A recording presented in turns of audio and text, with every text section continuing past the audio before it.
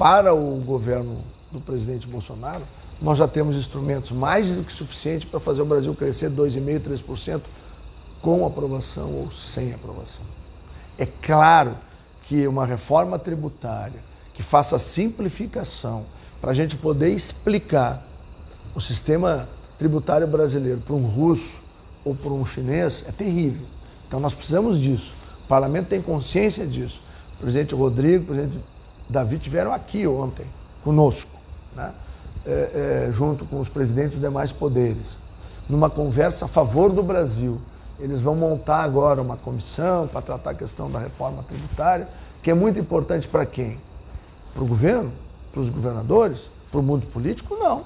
É importante para o dono da pequena oficina, do dono da pequena empresa, da média, da grande, do produtor rural e do investidor internacional. Então, todos nós hoje temos consciência no Brasil que a solução tem que ser buscada pelo país. E aí é uma grande concertação, onde entra o Poder Executivo, entra o Poder Legislativo e também o Poder Judiciário, que entende que tem que simplificar o Brasil. Bom, é importante falar de um governo de transformação, né? Nós recebemos o Brasil com déficit primário aí de mais de 139 bilhões, Estado gigantesco, um aparato burocrático imenso, completamente ideologizado. O Brasil na beirinha do abismo, mais um passinho caía no abismo, como fez a Grécia. E o trabalho que o presidente Bolsonaro fez ao liderar a nossa equipe foi no sentido de fazer o resgate de tudo isso. Começamos o ano com um desafio gigantesco, que era a reforma da Previdência, para fazer o reequilíbrio fiscal brasileiro. Fizemos a maior reforma previdenciária que um país do mundo ocidental já fez, tanto na sua amplitude quanto na sua potência fiscal.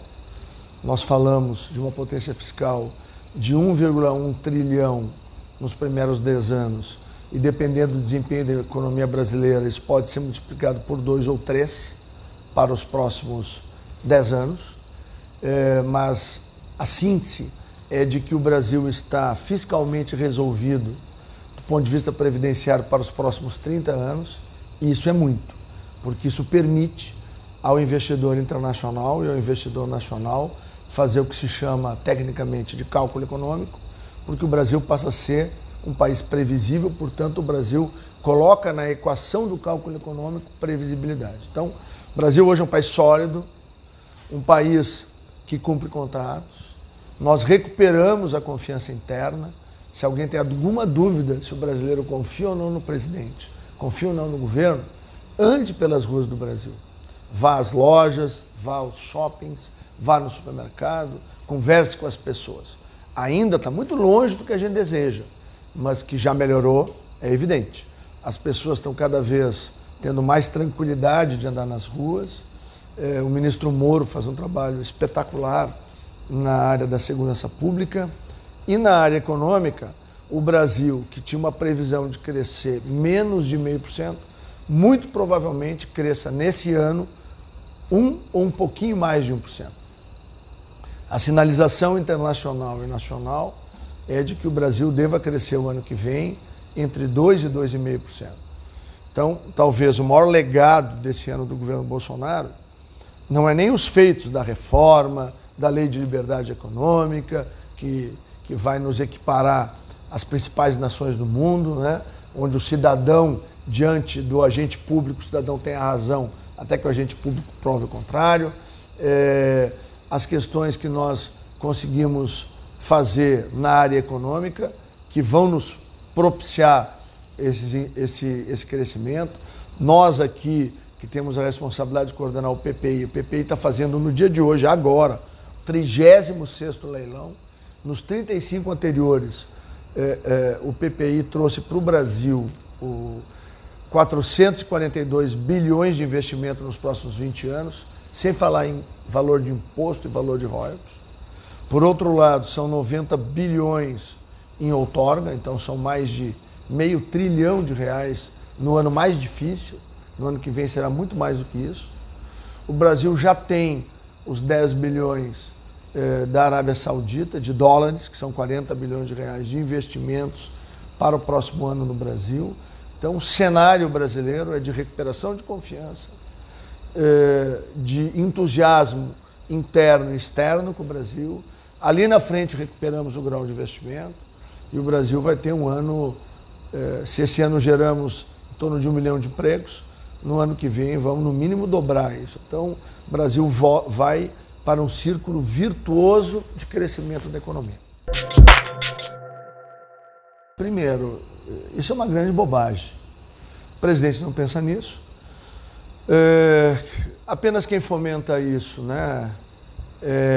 Aqueles órgãos de imprensa que têm como missão dificultar o governo Bolsonaro, né? Tipo Folha e Globo, né? Nunca ninguém está pensando nisso. E a nossa relação aqui entre nós, dentro do governo, é uma relação de muita união e de muita confiança. O time Bolsonaro funciona. Nós aqui na Casa Civil, nós tivemos a atribuição de fazer formalmente o centro de governo a partir de julho desse ano. A partir de julho desse ano, o presidente sabe, nós fizemos 39 reuniões ministeriais. Nós fizemos mais de 300 reuniões setoriais. Então, o que é isso? Isso é um trabalho silencioso, trabalho de unidade na equipe. E aqui o presidente, eu e todos os demais, nós só tememos a Deus. Porque se nós temêssemos essas coisas que circulam por aí, a gente não estava aqui. A gente tem consciência que Deus escolheu o presidente Bolsonaro para colocar aqui, cada um de nós. A gente sabe a missão que a gente tem, que é de resgatar o Brasil, e o nosso foco é servir o nosso país. As fofocas de imprensa ficam para aqueles que vivem disso, nós vivemos de trabalho. Não, aqui foi super bem feita, porque nós botamos todo mundo para a rua e a gente só trouxe de volta quem claramente não tinha nenhuma conexão com o Partido dos Trabalhadores. Né? Até porque o mundo deles é outro, né? Não tem nada a ver com a gente. Então não fazia sentido os brasileiros terem feito uma eleição disruptiva, como fizeram, né, ao eleger o então deputado e capitão Bolsonaro, e a gente manter aqui o status quo vigente. Então, muito do que a gente recolhe das pessoas nas ruas, e eu acompanhei o presidente agora lá na ida Bento Gonçalves, no Mercosul, eu vi cenas emocionantes. Funcionários saindo de uma fábrica, carregando o avental, tirando o gorro para abanar para ele, a meninada de verde e amarelo nas esquinas esperando, as famílias, gente de todas as idades, né? Ou camiseta amarela, ou um pano verde na mão, uma bandeira, é um negócio emocionante, porque é uma conexão, é um presidente que é humano, que é simples, que quando gosta, gosta, quando não gosta, não gosta, né? Fala direto, fala a língua do povo, ele tem uma capacidade de se comunicar com as pessoas admirável. E aqui, o que ele faz? Ele nos lidera, sempre nos dando norte. Deus nos deu esta oportunidade, nós não podemos perder, nós temos que trabalhar sério, nós estamos aqui para servir o Brasil, a gente tem que ser leal ao nosso eleitor. Se olhar o nosso eleitor, é fazer toda a petezada vazar daqui. Começamos por aqui, e como eu, desde o início, lá desde 2017, né, que eu caminhei eleitoralmente com ele, falando nessa linguagem mais objetiva, né, de uma amizade que vem lá de 2003, né? Então, a gente tem uma relação de muita amizade, de muita confiança, né? É mútua, né? E o trabalho que a gente desenvolveu ao longo desse período, ele está sintonizado com o que as pessoas queriam. E quando eu falei logo no início, foi até para... Eu fui o responsável pela transição, né? Pela primeira vez teve um ministro extraordinário responsável pela transição, e era muito importante eu dar o exemplo. Então eu dei o exemplo. Eu assumi no primeiro dia, eu demiti todo mundo, 100% estava aqui. E aí levamos aí uns 10 dias para recompor e arrumar, e hoje funciona perfeitamente bem. Nós, em todas as áreas, a gente tem nível de excelência, pode parear com qualquer instituição privada, ninguém nos ganha não, em termos de velocidade de resposta, capacidade de conhecimento e técnica. Então, a gente tem uma equipe muito nova, muito jovem, né? E a gente está muito satisfeito. Em alguns ministérios, as pessoas foram um pouco mais lentas. Então, e outros ministérios têm estruturas muito grandes, né? E muito aparelhadas, né? O PT ficou aqui 16 anos e ele não brincou em serviço. Ele organizou concursos, entre aspas, botou gente para dentro, né? Então, a gente gostaria de não ter, né, pessoas que têm uma conexão, uma ligação e até um compromisso pessoal, né, com a linha ideológica que nós somos antagônicos. Agora, numa máquina pública que tem 700 mil funcionários, é difícil. Eu tenho 7 mandatos. É muito raro. Então, vamos lá, né? Estou com quase 30 anos de mandatos consecutivos, eleições consecutivas. Eu nunca vi o parlamento falar bem de nenhum governo. Porque é da essência. Não é por mal, entende? É que o parlamentar, na verdade, no Brasil, isso agora com a reforma do Pacto Federativo vai mudar um pouco, né? O presidente Bolsonaro está abrindo mão de poder, ele está concedendo um espaço de poder importante para o parlamento e para estados e municípios, né? Então, isso vai mudar com o passar do tempo, né? Agora, o que ocorre? Nós vivemos um momento de uma mudança na relação muito forte, né? Nós temos que lembrar que desde Sarney é presidencialismo de coalizão. E o presidencialismo de coalizão, levada, né, à loucura petista, né, de um projeto de poder latino-americano, renascimento da pátria grande, do projeto socialista, da América para o mundo, o que eles fizeram, né?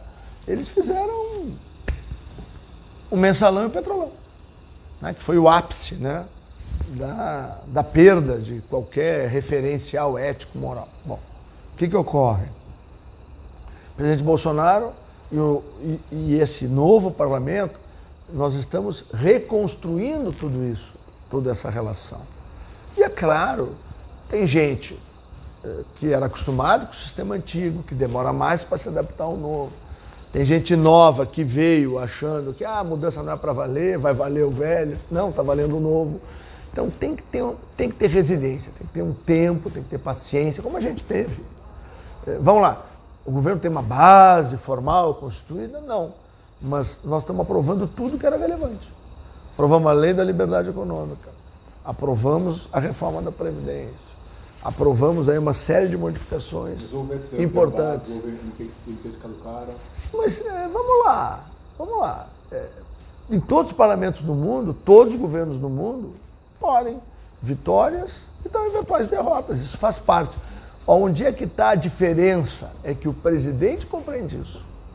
O presidente é um homem humilde e ele compreende que o parlamento tem lá, até porque ele foi parlamentar há 28 anos, né? O parlamento tem um momento de aprovar, de modificar, de ajustar. Ele não vive nenhum drama com isso, né? Ele vive bem com isso. Então, eu creio que nos próximos anos, cada vez a relação tende a ser melhor, cada vez vai na direção que a sociedade quer. A sociedade quer uma relação transparente, uma relação onde não é da natureza do parlamento ter conflito, é da natureza do parlamento ter contraditório. Então, a sorte é que aqui, no caso, ele, eu, outros que estão aqui também, a Tereza, por exemplo, a Mandetta, nós passamos, o Terra, nós somos de lá. Então a gente ajuda a fazer a equipe mais técnica, né, a entender que é assim, a gente tem que ter um pouquinho de paciência. Nada. Papo furado. Não. Bobagem. Não. O governo é muito unido, eu volto a dizer. Os ministérios todos têm uma transversalidade como nunca houve no Brasil. Todos os ministros conversam entre si. A gente faz a mediação das dificuldades, às vezes. O ministério acha que tem que ser assim, o outro acha que tem que ser assado.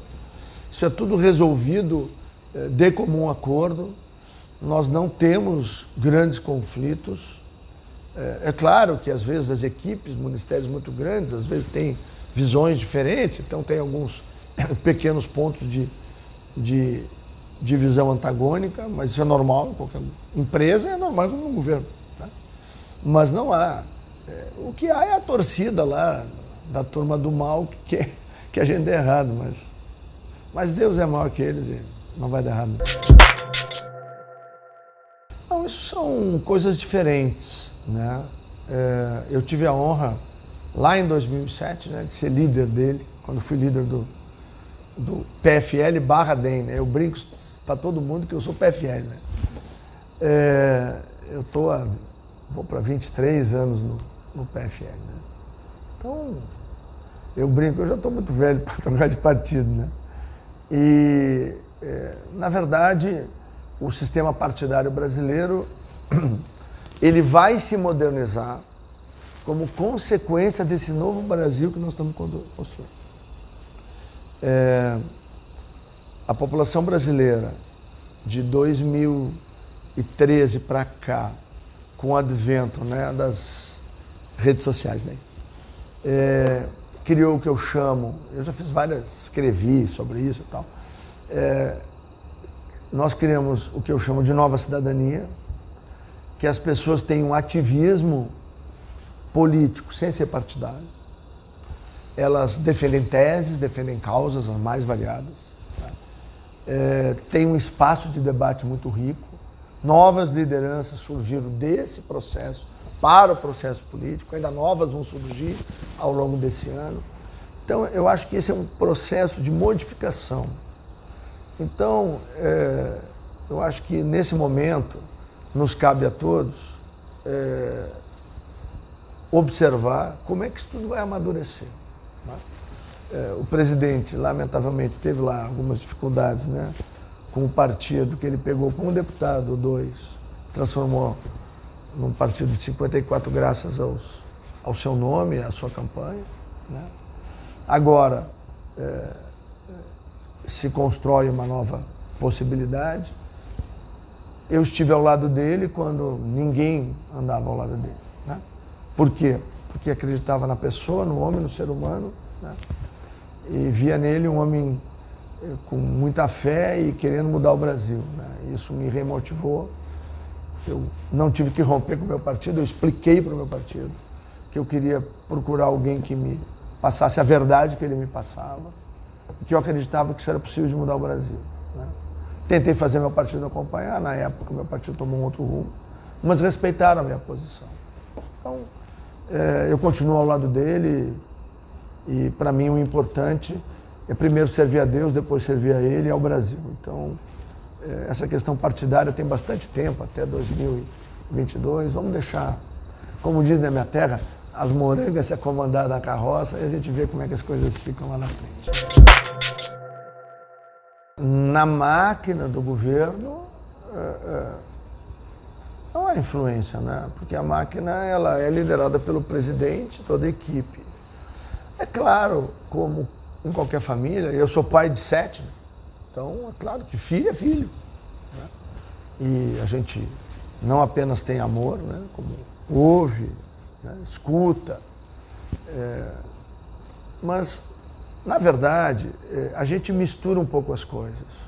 Uma coisa é a opinião de cada um. Uma coisa é a sua ação política, individual e pessoal. E outra coisa diferente é o governo.